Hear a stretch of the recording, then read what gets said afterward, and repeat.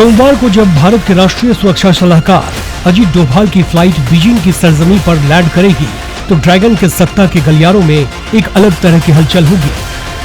मंगलवार को बीजिंग के ग्रेट हॉल में जब डोभाल और चीन के विदेश मंत्री वांग यी के बीच मुलाकात होगी, ये मुलाकात सिर्फ एक औपचारिक बैठक नहीं बल्कि सितंबर में होने वाले ब्रिक्स शिखर सम्मेलन से पहले का सबसे बड़ा डिप्लोमेटिक बेस वर्क है। दोनों के बीच 25वें दौर के स्पेशल रिप्रेजेंटेटिव SR वार्ता की शुरुआत होगी। मेज पर 3488 किलोमीटर लंबी अनसुलझी LAC का नक्शा होगा। भारत और चीन के बीच सीमा विवाद के स्थायी समाधान के लिए ये विशेष प्रतिनिधि तंत्र साल 2003 में शुरू किया गया था। बीते 2 दशकों में 24 बैठकें हो चुकी है। 12 और 13 सितंबर को चीनी राष्ट्रपति शी जिनपिंग को नई दिल्ली आना है, लेकिन भारत ने चीन को साफ संदेश दे दिया है कि दिल्ली के लाल कालीन पर जिनपिंग के कदम तभी पड़ेंगे जब सीमा पर चीनी हरकतों पर नकेल कसी जाएगी। दरअसल डोभाल डॉक्ट्रिन का सीधा नियम है, शांति की बात हम सबसे पहले करेंगे, लेकिन अगर कोई हमारी संप्रभुता को चुनौती देगा तो जवाब उसी की भाषा और उसी की मेज पर दिया जाएगा।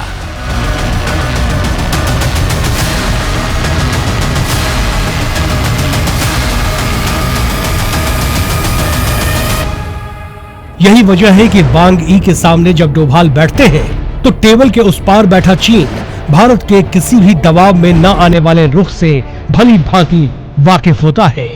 इधर डोभाल के बीजिंग पहुंचने के ठीक पहले विदेश मंत्री S जयशंकर ने शनिवार को नई दिल्ली के मंच से चीन की रीढ़ में सनसनी पैदा करने वाला बयान दिया। जयशंकर ने साफ कहा कि 2020 की गर्मियों से लेकर 2024 के अंत तक भारत और चीन ने अपने रिश्तों का सबसे कठिन दौर देखा है।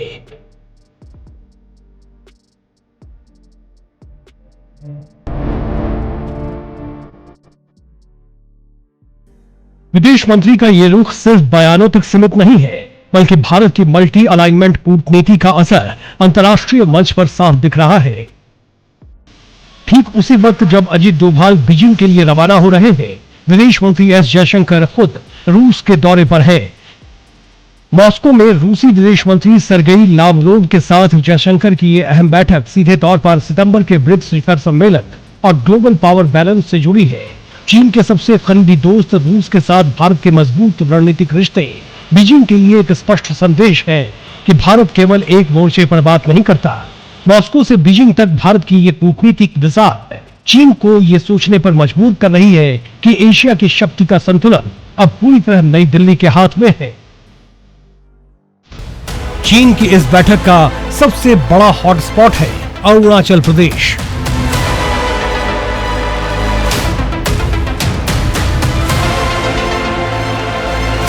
हाल के हफ्तों में अरुणाचल के ऊपरी सुबनसिरी इलाके में चीनी सैनिकों की आक्रामक हलचल की खबरें आई हैं। इतना ही नहीं, चीन 2017 से लगातार अरुणाचल प्रदेश के अलग अलग इलाकों के फर्जी चीनी नाम जारी करने का प्रोपेगेंडा चलाता रहा है। लेकिन भारत ने इस बार चीन के इस माइंड गेम की धज्जियां उड़ा दी है।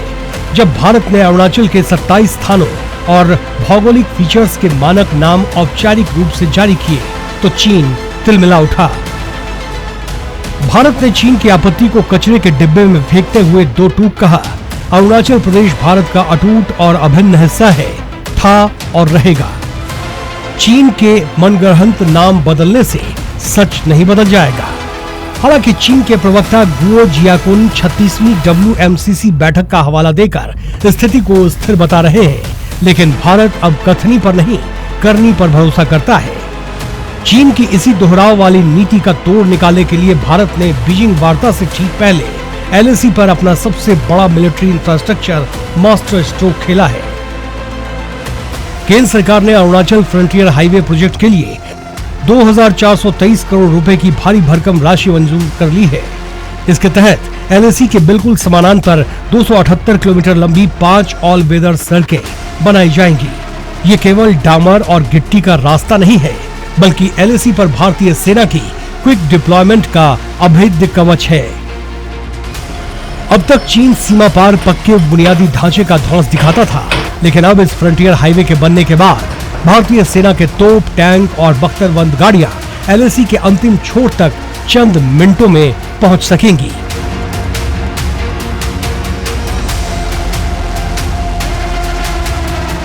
आपको याद होगा पिछले साल अगस्त में तियानजिन में आयोजित एससीओ शिखर सम्मेलन के दौरान प्रधानमंत्री नरेंद्र मोदी और शी जिनपिंग के बीच मुलाकात हुई थी। उस मुलाकात ने ठंडे पड़े रिश्तों पर जमी बर्फ पिघलाने का काम किया था। अब अगर सितंबर में शी जिनपिंग ब्रिक्स सम्मेलन के लिए नई दिल्ली आते हैं तो पीएम मोदी के साथ उनकी द्विपक्षीय वार्ता का रास्ता भी इसी डोभाल डॉक्ट्रिन से होकर गुजरेगा। डोभाल डॉक्ट्रिन की सबसे बड़ी खूबसूरती यही है कि ये बैकफुट की कूटनीति पर विश्वास नहीं करती। भारत बातचीत की मेज पर चाय की चुस्कियों के साथ शांति का संदेश भी रख रहा है और उसी वक्त सीमा पर हाईवे का निर्माण कर अपनी सैन्य तैयारियों को भी नई धार दे रहा है।